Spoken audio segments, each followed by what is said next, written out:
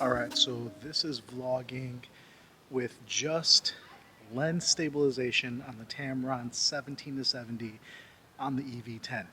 Now I usually like to vlog at night. I'm just using the on-body lens or mic, so hopefully the mic is good. We're not using active steady shot just because it crops in way too much. So let's see how the active steady shot looks. Alright guys, so this is active steady shot. I'm holding my arm out like way out here, even at 17 millimeters. It's probably harder for the mic to even pick me up. So let's throw on the Samyang at 12 millimeters and see how this looks. Alright, so this is active steady shot with the 12 millimeter. I don't think I'm in focus yet. Come on. There you go. Alright, see if it locks onto me. Still don't think I'm in focus. Oh, come on, Samyang. This whole clip seems out of focus. There we go, f2, but yeah, I got a huge amount of light. So I generally like to shoot vlogs or video at night. This is 12 millimeters, but honestly with the active steady shot, this feels closer to like your 24 millimeter vlog. So I'm gonna try using Catalyst browse so we can compare all four of these. Alright, so this is at essentially what is an 18 millimeter equivalent. Still feels really nice. This is a little wider than my 21.8, and with good lighting it's okay. I think it's focusing a little better now. As soon as I start to get to these dark areas, I don't know if I trust it. Let's see here, guys. Alright, I'm in focus. We got a giant street light here. This I'm going to have to use with Catalyst Browse. Pretty much I'm confident it's going to turn out good. But I'm interested to hear how the volume sounds and how this compares to the 17mm as far as that just being stabilized from the lens only. So we got about 4 different options here. We'll see how all of them stack up, and I definitely want to see how it compares to my 16-35 and my 20mm on the full frame, if this is your ultimate vlogging setup. Alright, just a comfortable holding distance. This is 12 millimeters, and I'm holding my arm kind of like this, so it doesn't feel too bad. This is with active steady shot on. I want to say the 17mm with no active steady shot, while also having the image stabilization in the lens, it's about the same distance, and it's not doing as much hunting as this is. Come on, Samyang, just focus right here. It's not even that dark, bro. We paying attention? Alright, let's change lenses.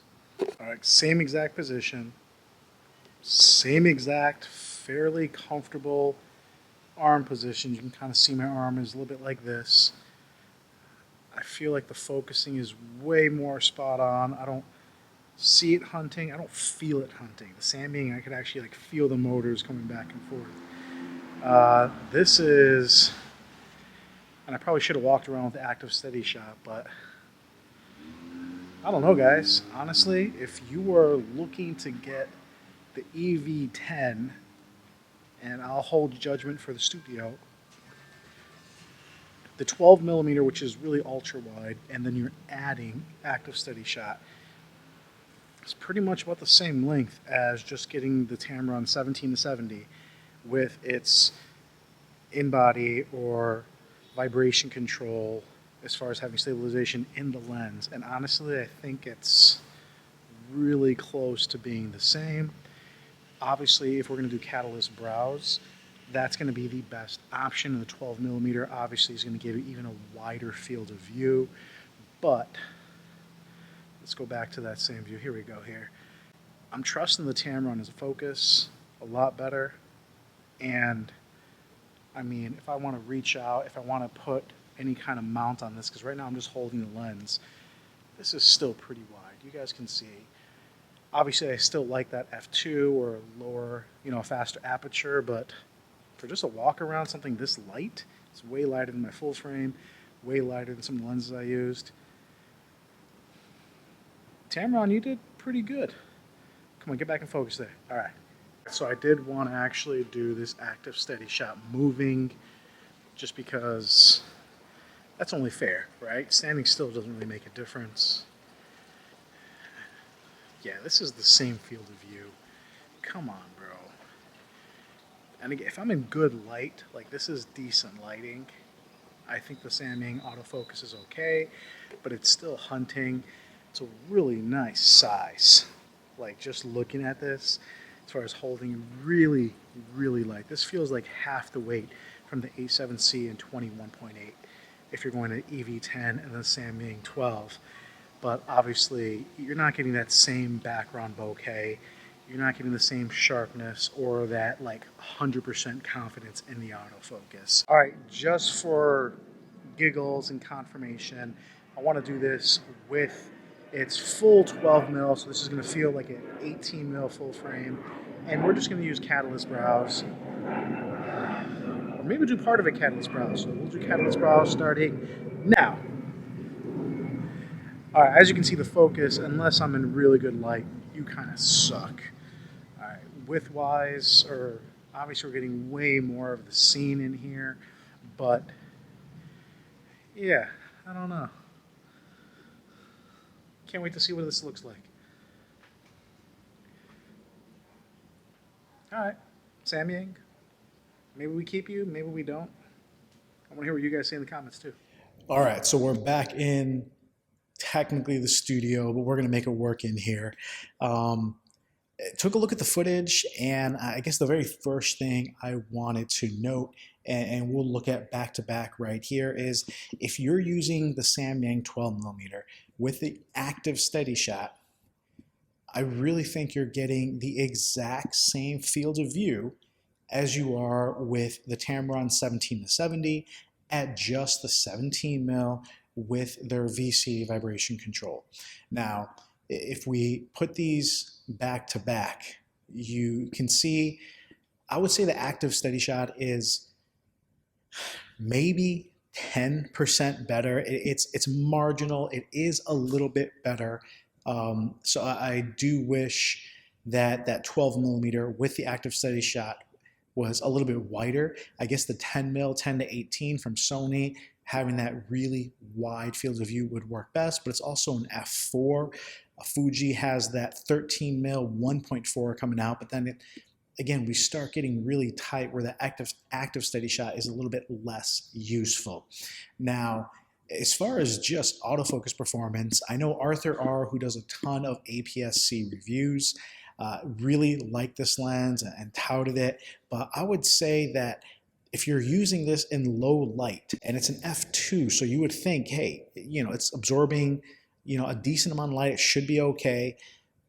It kind of sucks. The low light focusing ability on the Samyang or Rokinon f2 is just, it struggles, it hunts, it doesn't work well.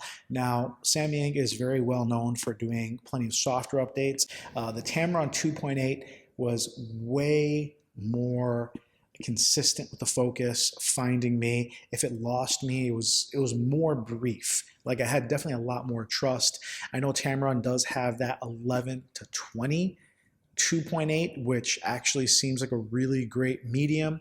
The difference being that 10 to 18 does have that optical steady shot, as well as so does the 17 to 70 on the Tamron. But for whatever reason, the wide angle lenses we're having, the 12, the 13 from Fuji coming out, the 16 from Sigma, all don't have any kind of optical steady shot or any lens stabilization. So with those wide angle lenses, especially like the 11 to 20, you're forced to use the active steady shot. And in that case, it makes the 17 to 70 more versatile just because you're getting a really long reach. That 17 is giving you close to about a 24, 25mm focal range. So as long as you have some kind of grip, I think it's far enough for any kind of vlogging. As far as the best vlogging lens, blogging camera. I do really appreciate the size and weight of that 12mm, which I think is still going to beat the Fuji, definitely beats the Sigma as far as your wide angle lenses, and obviously is clearly as a prime going to be lighter than any of your zoom options, although that 10-18 is really light as well. So if lightweight is your thing, the Sony 10-18 is a great option, and so is the Samyang, and that EV10 is way lighter than something like even the A7C that we're using here. But going back, which is the best one? I think looking at the footage, comparing this, low light testing, comparing it, the size, the image stabilization, I would say yes, the Samyang 12mm active steady shot is going to be your best vlogging option if you're concerned for lightweight daytime vlogging, because you can still put some kind of filter on there if you need to.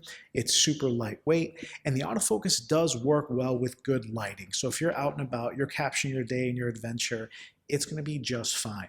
But if you have low light needs, if you're filming or doing anything indoors, it's not something I would recommend. And I think the optical or vibration control on the Tamron does a really good job. It is shocking how well it does comparatively. And kudos to Tamron. The only thing that makes me upset is how come they're not using it on other lenses? It's that good. Why is it not on the new 35-150? Why is it not on some of their other lenses? Because they know how to do it well. That in combination with the IBIS and Sony cameras, which isn't obviously the greatest, but in tandem, yeah, it's a great combo. So guys, if you found this video helpful, please give it a thumbs up. Consider buying the lenses using the links below. This is Levi with Tech Gears, and I will come at you later.